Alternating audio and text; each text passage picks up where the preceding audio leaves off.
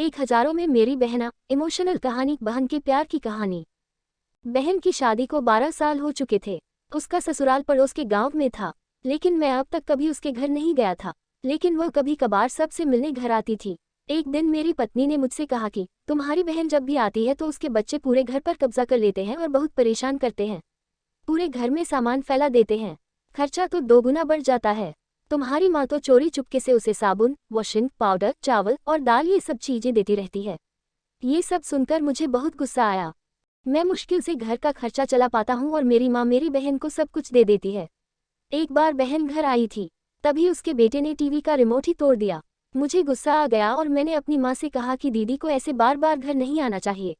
बस दिवाली पर ही आया करे और जो तुम झोला भर के सामान देती हो वह भी बंद कर दो।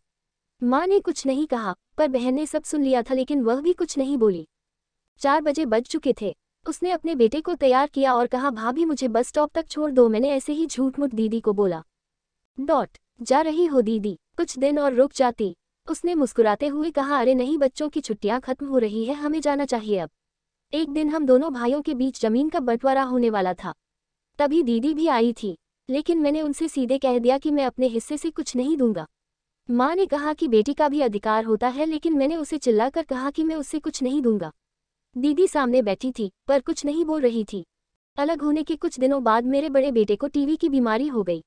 मेरे पास उसके इलाज के लिए बिल्कुल पैसे नहीं थे। मैं बहुत तनाव में था। ऐसे ही एक दिन मेरी बहन घर आई और मेरे पास बैठ गई। उसने अपना हाथ मेरे सिर पर फेरा और कहा कि तुम तनाव में हो क्या? मैं तुम्हारी बड़ी बहन हूँ, मैंने तुम्हें बचपन से पाला है, तुम्हें जानती हूँ मैं, और तुम मुझसे भी ज्यादा बड़े दिखते हो। उसने अपने हाथों से सोने की चूड़ियां निकाली और मेरे हाथों में दे दी। उसने कहा, तुम पागल हो, तुम ऐसे ही टेंशन ले रहे हो। ये चूड़ियां लो और अपने बच्चे का इलाज करो। वो धीरे से बोली, चूड़ी के बारे में किसी को मत बताना, तुम्हें मेरी कसम है। उसने फिर से अपना हाथ मेरे सिर पर फेर दिया। उसने मुझे 1000 रुपये दिए, उसमें 50 और 100 के नोट थे। शायद उसने बचत करके जमा किए होंगे। ये पैसे जेब में रखते हुए बोली कि बच्चों को जो चाहिए ले लो और इस तरह टेंशन लेकर मत बैठो। चलो मुझे अभी जाना है। बच्चे स्कूल गए थे, इसीलिए सोचा जल्दी जाकर भाई को मिलकर आऊं, इसीलिए आ गई। तभी मेरा ध्यान दीदी के पैरों पर गया। उसने टूटी हुई चप्पल पहन रखी थी और पुराना दुपट्टा पहना था। वह जब भी घर आती थी, उसके कंधे पर हमेशा वही दुपट्टा रहता था। बहुत जल्दबाजी में चली गई और मैं कुछ नहीं बोल पाया।